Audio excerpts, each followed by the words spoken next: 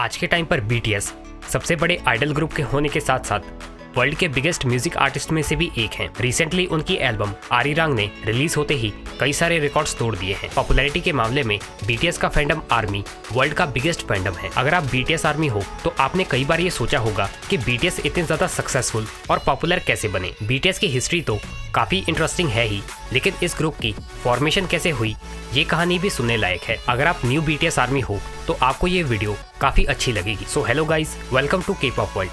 आज की इस वीडियो में मैं आपको ये बताने वाला हूँ कि BTS के ये 7 मेंबर्स एक साथ एक ग्रुप कैसे बने। BTS को पहली बार में देखने से ऐसा लगता है कि ये ग्रुप काफी ज्यादा परफेक्ट है, लेकिन इस ग्रुप की फॉर्मेशन की कहानी कई सारी कोइंसिडेंस से भरी हुई है। जैसे BTS शुरुआत में कोई आइडल ग्रुप था ही नहीं, और इस वीडियो में मैं आपको BTS की पेरेंट कंपनी यानी कि BigHit एंटरटेनमेंट की हिस्ट्री भी बताने वाला हूँ। So let's begin.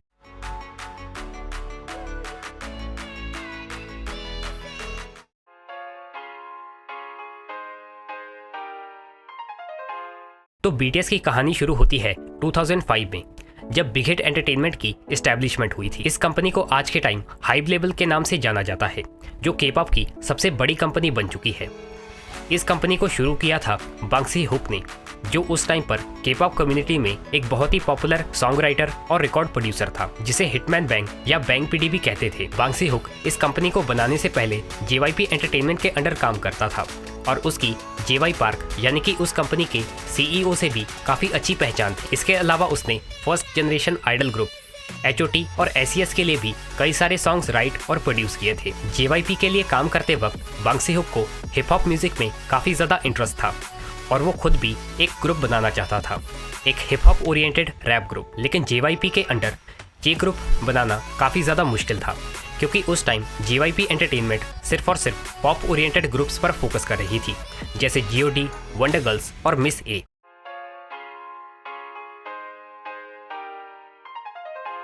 JY park को बांग सी-ह्युक का ये आइडिया अच्छा तो लगता है, लेकिन क्योंकि उसने पहले कोई हिप हॉप ओरिएंटेड कंटेंट नहीं बनाया था, इसलिए वो बांग सी-ह्युक को खुद की एक म्यूजिक लेबल शुरू करने की एडवाइस देता है। जिसके बाद बांग सी-ह्युक JYP को छोड़कर BigHit एंटरटेनमेंट को शुरू करता है। इस्टेब्लिश होने के बाद BigHit एंटरटेनमेंट अलग अलग रैपर्स और डांसर्स का ऑडिशन लेती है। BigHit एंटरटेनमेंट ने शुरुआत में कोई खुद का ग्रुप नहीं बनाया था, बल्कि उन्होंने 88 नाम के एक म्यूजिक ट्रियो को हायर किया था, जिनको असल में अपने म्यूजिक के लिए एक एंटरटेनमेंट कंपनी की जरूरत थी।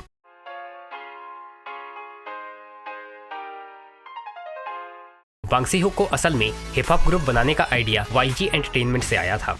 YG एंटरटेनमेंट ने शुरुआत से ही हिप हॉप ओरिएंटेड कंटेंट को प्रायोरिटी दी थी, और कहीं ना कहीं YG एंटरटेनमेंट की वजह से ही hip hop music South Korea में काफी ज्यादा पॉपुलर हुआ था। YG एंटरटेनमेंट के first generation hip hop group one time ने एक आइडल ग्रुप ना होते हुए भी काफी ज्यादा पॉपुलैरिटी और सक्सेस हासिल की थी, और यही वो ग्रुप था जिसने बांग सी-ह्युक को इंस्पायर किया था एक हिप हॉप ग्रुप बनाने को। मगर हिटमैन बैंग का विजन किसी K-pop आइडल या हिप हॉप ग्रुप से काफी ज्यादा अलग था। जहां ज्यादातर आइडल ग्रुप्स सिर्फ और सिर्फ यंग पीपल के लिए सॉन्ग्स बना रहे थे, वहीं बांग सी-ह्युक ने एक ऐसा ग्रुप बनाने का सोचा था जो सिर्फ और सिर्फ यंग पीपल के लिए सॉन्ग्स ही ना बनाए, बल्कि अपनी खुद की लाइफ स्टोरी भी उनके साथ शेयर करे। और इस तरीके का कंटेंट उस टाइम हिप हॉप रैपर्स के पास था, जो अपने सॉन्ग्स खुद राइट और प्रोड्यूस कर रहे थे।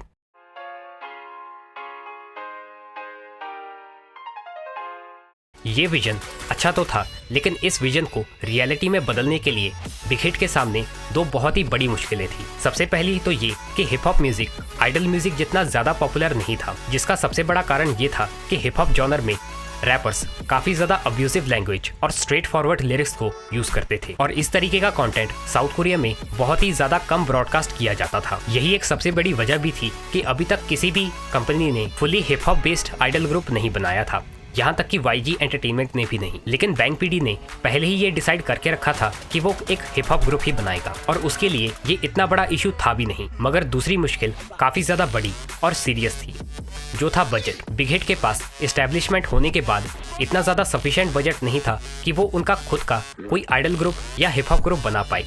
एक आइडल ग्रुप को फॉर्म करना तो नामुमकिन था ही, लेकिन साथ ही साथ एक हिप हॉप ग्रुप को एक नए सिरे से क्रिएट करना काफी ज्यादा मुश्किल था। लेकिन इस डिफिकल्ट सिचुएशन में भी JYP एंटरटेनमेंट से BigHit को फाइनेंशियल हेल्प मिल जाती है। 2009 में JYP एंटरटेनमेंट सेकंड जेन के दो बॉय ग्रुप्स को डेब्यू करने वाली थी, 2 PM और 2 AM।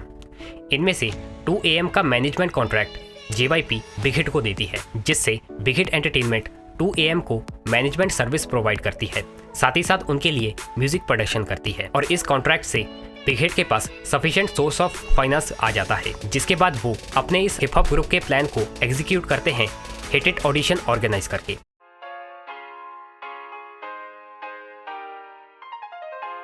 ये ऑडिशन ओपन हुआ था 2010 में और इसी ऑडिशन में BTS लाइनअप का सबसे पहला मेंबर भी चुना जाता है। जब BigHit ने ऑडिशन अनाउंस किए थे तब P-Dog, जो BigHit एंटरटेनमेंट में राइटर और प्रोड्यूसर था, उसका एक रैपर फ्रेंड स्लीपी उसे बताता है कि उसके कांटेक्ट में एक लड़का है जो हिट इट ऑडिशन के लिए बिल्कुल परफेक्ट है। स्लीपी P-Dog को बताता है कि ये लड़का इल्सान नाम के एक छोटे से टाउन से है और उसने बिग डील रिकॉर्ड्स नाम के म्यूजिक लेबल के लिए ऑडिशन दिया था। वो उस ऑडिशन में पास तो नहीं हो पाता, मगर स्लीपी को उसकी रैपिंग स्किल्स काफ़ी ज़्यादा अच्छी लगती हैं। और जब बैंग PD को इसके बारे में पता चलता है तब वो उस लड़के को हिट इट ऑडिशन के लिए बुला लेता है। उस लड़के की सॉन्ग राइटिंग, रैपिंग और म्यूजिक प्रोडक्शन बांग सी-ह्यूक को इतनी ज़्यादा पसंद आती है कि वो उसे BigHit एंटरटेनमेंट में एज अ ट्रेनी तो हायर कर ही लेता है, साथ ही साथ वो उसे BTS का सबसे पहला मेंबर भी बना देता है। उसकी पर्सनैलिटी को देखकर BigHit एंटरटेनमेंट ये भी डिसाइड करती है कि किम नामजून आगे चलकर इस ग्रुप का लीडर बनेगा। तो इस तरीके से BTS के फर्स्ट मेंबर, मेन रैपर और लीडर की सिलेक्शन होती है। किम नामजून अपने डीप रैपिंग की वजह से अपना स्टेज नेम रैप मॉन्स्टर रखता है, यानी कि RM के रिलेटेड कुछ ऐसे फैक्ट्स बता दूं जो बहुत ही कम आर्मीज जानती हैं। जैसे RM ने सिर्फ और सिर्फ 13 ईयर की एज में ही हिप हॉप रैपिंग शुरू कर दी थी और उसने सॉन्ग राइटिंग असल में अपनी पोइम राइटिंग हॉबी से सीखी थी। इसके अलावा किम नामजून साउथ कोरिया के 1.3% टॉपर्स में से भी एक था, यानी कि बांग सी-ह्यूक को अपने हिप हॉप ग्रुप में जो क्वालिटीज चाहिए थी RM में वो सभी थी। RM के सिलेक्शन के बाद एक और रैपर को BTS की लाइनअप में ऐड किया जाता है, शिन डोंग ह्यूक। जो ट्रू आर्मी है वो इसे सुप्रीम बॉय के नाम से जानते होंगे।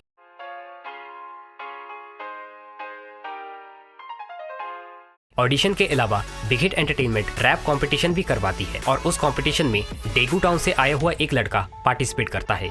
हालांकि वो उस कंपटीशन में सेकंड पोजीशन पर आया था, पर उसकी परफॉर्मेंस से स्टाफ काफी ज्यादा इंप्रेस हुए थे। साथ ही साथ उन्हें ये भी पता चलता है कि ये rapper part time record producer भी रह चुका है, जिसके बाद उसे BigHit एंटरटेनमेंट में एज अ ट्रेनी और एज अ प्रोड्यूसर रिक्रूट कर लिया जाता है और थोड़ी देर में ही उसे BTS का थर्ड मेंबर बना दिया जाता है। मगर मिनजुंगी की पास्ट स्टोरी BTS के किसी भी मेंबर से काफी ज्यादा सैड और डिप्रेसिंग है। मिनजुंगी असल में एक मिडिल क्लास फैमिली से था और उसके पेरेंट्स उसके रैपर बनने से बिल्कुल भी खुश नहीं थे, जिसकी वजह से उसने गुस्से में आकर अपना घर छोड़ दिया था और वो बिना किसी प्लानिंग के सोल सिटी आ गया था। मगर किस्मत ने उसके लिए पहले से प्लानिंग करके रखी थी। मिनजुंगी का स्टेज नेम असल में उसकी बास्केटबॉल स्पोर्ट से आया है। युंगी जब बास्केटबॉल प्लेयर था तब उसके टीम मेंबर्स उसे शूटिंग गार्ड बुलाते थे और इसी नाम के पहले 2 इनिशियल से उसका स्टेज नेम आया है, शुगा। इस रैपर और प्रोड्यूसर के बाद BTS की लाइनअप में एक और रैपर और डांसर को ऐड किया जाता है कि ये वही रैपर था जिसने शुगा के कंपटीशन में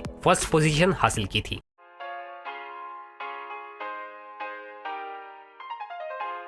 ग्वांगजू नाम के एक छोटे से टाउन से आया एक स्ट्रीट डांसर जिसने कई सारे डांस कंपटीशन जीते थे। उसने BigHit एंटरटेनमेंट से पहले JYP एंटरटेनमेंट के लिए ऑडिशन दिया था, लेकिन उसकी डांसिंग स्किल के बावजूद वो ऑडिशन पास नहीं कर पाता। लेकिन JYP एंटरटेनमेंट का एक स्टाफ मेंबर उसे BigHit और हिट इट ऑडिशन के बारे में बताता है, जिसके बाद वो वहां पर ऑडिशन देता है और उसकी डांसिंग उसको सबका फेवरेट बना देती है और बिना किसी देर के उसे BTS के लाइनअप में जगह मिल जाती है। जंगहोक असल में एक बहुत ही एक्सट्रोवर्ट कैरेक्टर था और उसका होप में बहुत ही स्ट्रॉन्ग बिलीव था, इसलिए वो अपना स्टेज नेम J-Hope रखता है। J-Hope को असल में BTS में सिर्फ और सिर्फ उसकी डांस की वजह से रखा गया था, लेकिन उसे बाकी मेंबर्स की तरह सॉन्ग राइटिंग या रैपिंग में उतना ज़्यादा एक्सपीरियंस नहीं था। सबसे बड़ी वजह ये थी कि वो कोई अंडरग्राउंड हिप हॉप रैपर नहीं था, बल्कि सिर्फ और सिर्फ एक स्ट्रीट डांसर था और सॉन्ग राइटिंग और रैपिंग में RM और शुगा उसकी हेल्प करते हैं।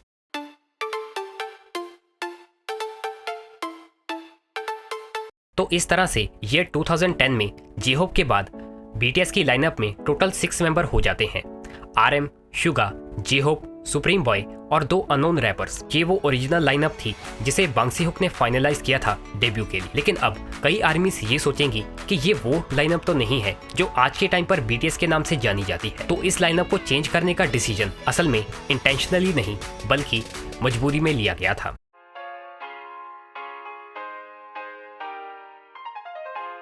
तो 2011 के आते आते बिग हिट एंटरटेनमेंट की फाइनेंशियल कंडीशन काफ़ी ज़्यादा खराब हो चुकी थी, जिसका सबसे बड़ा कारण ये था कि 88 और 2AM कमर्शियली उतना अच्छा परफॉर्म नहीं कर रहे थे, जिसकी वजह से हिटमैन बैंग को क्रिएटिविटी और कमर्शियल पर्पस के हिसाब से एक बहुत ही टफ डिसीजन लेना पड़ता है, जो था BTS को एक आइडल ग्रुप बनाना। लेकिन बांग सी हुक ने BTS को एक टिपिकल आइडल ग्रुप की जगह सेल्फ क्रिएटिंग आइडल ग्रुप बनाने का सोचा था, जिसका आइडिया कहीं ना कहीं YG एंटरटेनमेंट के बिग बैंग ग्रुप से आया था। Big bang group second generation के टाइम बहुत ही ज़्यादा पॉपुलर हो रहा था, क्योंकि उनके सभी के सभी पॉपुलर सॉन्ग्स उस ग्रुप के लीडर जी ड्रैगन ने राइट और प्रोड्यूस किए थे। और यहीं से बैंग पीडी को ये आइडिया आया था कि खुद के सॉन्ग्स बनाने के लिए हिप हॉप ग्रुप को डेब्यू करना जरूरी नहीं, एक आइडल ग्रुप के मेंबर्स भी सॉन्ग राइट और प्रोड्यूस कर सकते हैं। जिसके बाद बांग सी हुक ये आइडिया उस ग्रुप को सुनाता है। RM तो इस आइडिया को अच्छी तरह से समझ गया था, लेकिन बाकी मेंबर्स इस डिसीजन से एग्री नहीं करते, जिसकी वजह से RM को छोड़कर लगभग सभी के सभी मेंबर्स बिग हिट को छोड़ने का फैसला कर लेते हैं।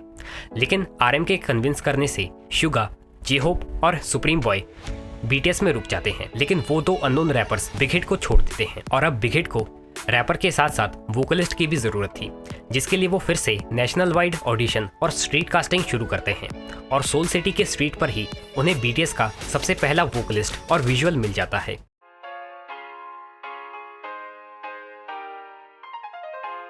इस मेंबर को आज के टाइम पर वर्ल्ड वाइड हैंडसम या सिल्वर वोकलिस्ट कहा जाता है, लेकिन शुरुआत में उसे सॉन्ग राइटिंग तो क्या सिंगिंग का भी कोई एक्सपीरियंस नहीं था, यहाँ तक कि उसे आइडल बनना ही नहीं था। लेकिन फिर भी उसे SM एंटरटेनमेंट जैसी बड़ी कंपनी से ऑफर मिला हुआ था, जिसका सबसे बड़ा कारण था उसका अट्रैक्टिव फेस। साउथ कोरिया में ब्यूटी स्टैंडर्ड होने की वजह से जो लोग काफ़ी ज़्यादा अट्रैक्टिव लगते हैं उन्हें कंपनीज खुद अप्रोच करती हैं, और इसी तरह से बिग हिट की एक फीमेल एम्प्लॉय उसे बिग हिट एंटरटेनमेंट को ज्वाइन करने के लिए कन्विंस कर लेती है। उसके अट्रैक्टिव फेस से लिटरली बांग सी हुक भी काफ़ी ज़्यादा हैरान हो गया था, और उसके विजुअल की वजह से ही उसे BTS में जगह मिल जाती है। तो इस तरीके से किम स्योक जिन बिना किसी ऑडिशन दिए BTS का मेंबर बन जाता है, और RM और सुगा उसे अपना स्टेज नेम रखने की एडवाइस देते हैं। लेकिन किम स्योक जिन असल में कोई रैपर नहीं था, और उसे अपना स्टेज नेम चेंज करने का आइडिया भी उतना पसंद नहीं आता, इसलिए वो अपने रियल नेम का शॉर्ट फॉर्म ही एज अ स्टेज नेम रखता है। जिन बिग हिट में ट्रेनिंग के टाइम सबसे ज़्यादा मुश्किल जिन को ही हुई थी, क्योंकि वो एक वोकलिस्ट था, और उस टाइम पर बिग हिट में सिर्फ और सिर्फ रैपर्स और डांसर्स थे, और बिग हिट के पास इतना सफिशिएंट बजट तो था नहीं कि वो प्रोफेशनल वोकल इंस्ट्रक्टर को हायर कर सके, जिसकी वजह से जिन को खुद से ही सिंगिंग और डांसिंग सीखनी पड़ती है, जिसमें RM, सुगा, J-Hope और सुप्रीम बॉय उसकी मदद भी करते हैं। साथ ही साथ जिन इस ग्रुप का एल्डेस्ट मेंबर भी था।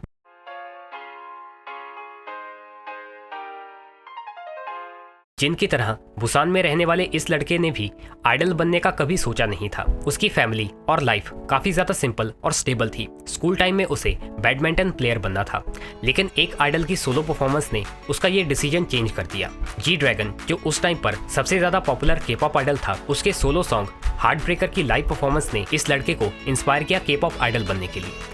जिसके बाद वो स्कूल में सिंगिंग और रैपिंग सीखता है, और थोड़ी देर में ही वो बुसान में हो रहे एक टैलेंट शो सुपरस्टार के में पार्टिसिपेट करता है। कम एक्सपीरियंस होने के बावजूद भी वो उस टैलेंट शो के फाइनल्स तक पहुंच जाता है, जिसके बाद उसे एक या दो नहीं लिटरली 7 डिफरेंट कंपनी से ऑफर मिलती है। JYP, Cube, Woollim, FNC, TS, Starship और बिग हिट एंटरटेनमेंट। इनमें से बिग हिट एंटरटेनमेंट सबसे ज़्यादा स्मॉल कंपनी थी, लेकिन उस लड़के को भी एंटरटेनमेंट लेवल के बारे में ज़्यादा नॉलेज नहीं थी, और इसके हाई चांसेस थे कि वो JYP या क्यूब एंटरटेनमेंट को ज्वाइन करता। लेकिन ऑफर मिलने के बाद उसे बिग हिट एंटरटेनमेंट में थोड़ा सा इंटरेस्ट आता है, और वो इंटरनेट पर सबसे पहले बिग हिट एंटरटेनमेंट के बारे में ही सर्च करता है।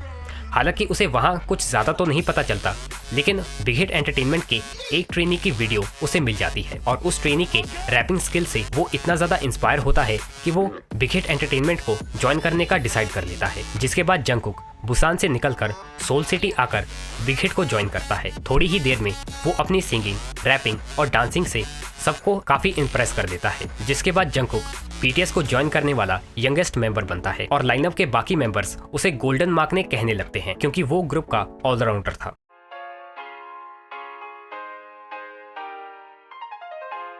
जंगकुक का बिग हिट को ज्वाइन करना जितना अनएक्सपेक्टेड था, उससे भी ज्यादा अनएक्सपेक्टेड बीटीएस लाइनअप का नेक्स्ट मेंबर था। सुगा के होम टाउन डेगू से आए इस लड़के म्यूजिक में काफी ज्यादा इंटरेस्ट था, यहाँ तक कि उसने स्कूल में सैक्सोफोन बजाना भी सीख लिया था। लेकिन उसका म्यूजिशियन बनने का सपना पूरा होना काफी ज्यादा मुश्किल था, जिसका कारण था कि वो भी एक मिडिल क्लास फैमिली से था। मगर एक दिन उस लड़के का दोस्त उसे बताता है कि डेगू में बिग हिट एंटरटेनमेंट नाम की कंपनी के ऑडिशन हो रहे हैं, जहां पर वो पार्टिसिपेट करने वाला है। इसलिए वो अपने फ्रेंड को कंपनी और सपोर्ट करने के लिए वहां पर चला जाता है। लेकिन वहां पर एक स्टाफ मेंबर उसे भी ऑडिशन देने का एडवाइस देती है, जिसके बाद जो लड़का अपने फ्रेंड को सपोर्ट करने आया था वो बिना किसी प्रेपरेशन के ऑडिशन देता है। और सरप्राइजिंगली वो उस ऑडिशन में इकलौता पासिंग मेंबर था। जिस तरह से बिग हिट के स्टाफ को इसके बारे में बिल्कुल भी पता नहीं था, वैसे ही कोई भी ये नहीं जानता था कि किम ताe-hyung आगे चलकर सिर्फ कोरिया का ही नहीं बल्कि वर्ल्ड्स मोस्ट हैंडसम मैन बनने वाला है। बिग हिट एंटरटेनमेंट को ज्वाइन करने के बाद वो अपनी विक्ट्री की वजह से अपना स्टेज नेम वी रखता है। थोड़ी ही देर में टैलेंटेड सिंगिंग की वजह से उसे बीटीएस में शामिल तो कर लिया जाता है, लेकिन बांग सी-ह्युक के पास उसके लिए एक खास प्लान था, जो था उसे एक हिडन मेंबर बनाना। यानी कि जब तक बीटीएस डेब्यू ना करे तब तक उसके बारे में किसी भी मीडिया को पता ना चले।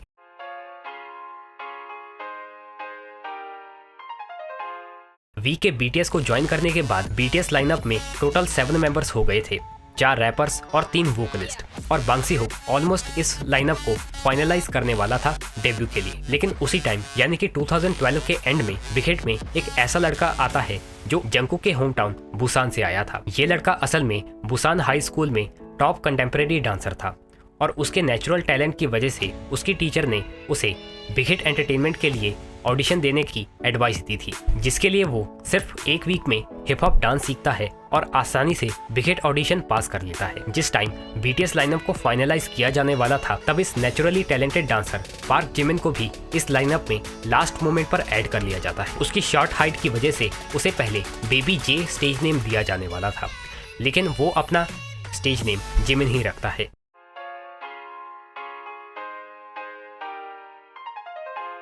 तो जिमिन के बाद बीटीएस लाइनअप में 4 वोकलिस्ट और 4 रैपर्स हो जाते हैं। लेकिन 2013 के शुरुआत में सुप्रीम बॉय इस लाइनअप से पीछे हट जाता है, जिसका कारण ये था कि उसे हिप हॉप से आइडल कॉन्सेप्ट में शिफ्ट होने में काफ़ी ज़्यादा मुश्किल आ रही थी। लेकिन वो बिग हिट एंटरटेनमेंट को छोड़कर नहीं जाता, क्योंकि उसकी आरएम और सुगा से काफ़ी अच्छी दोस्ती हो गई थी। इसीलिए वो बिग हिट में बीटीएस के लिए सॉन्ग राइटर और रिकॉर्ड प्रोड्यूसर बन जाता है। तो सुप्रीम बॉय के एग्जिट से बिग हिट एंटरटेनमेंट को वो 7 मेंबर लाइनअप मिलती है, जो आगे चलकर के-पॉप वर्ल्ड को रूल करने वाले थे। और अब क्योंकि पहले से ही काफ़ी ज़्यादा टाइम निकल चुका था, इसलिए बिग हिट इस 7 मेंबर लाइनअप को डेब्यू के लिए फाइनलाइज कर देती है।